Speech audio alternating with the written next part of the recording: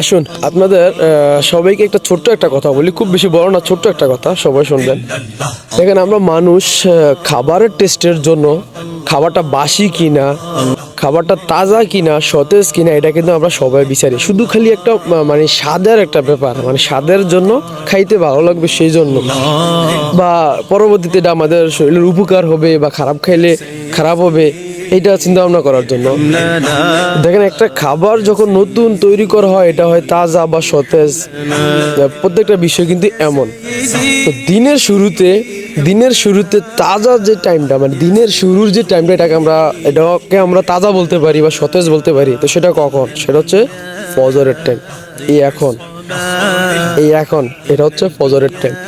তো দিনের শুরু এবং শেষ যে সময়টা, যেমন শুরুতে সকালের যে বাতাসটা বা স্নিগ্ধ যেই আবহাওয়াটা, এটা মনে করেন যে ওই খাবারের মতনে তাজা।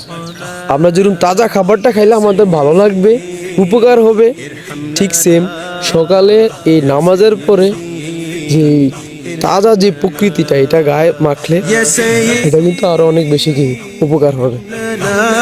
তো আশা করি সবাই এই আবহাওয়াটা গায়ে মাখানোর চেষ্টা করবেন, ইনশাআল্লাহ।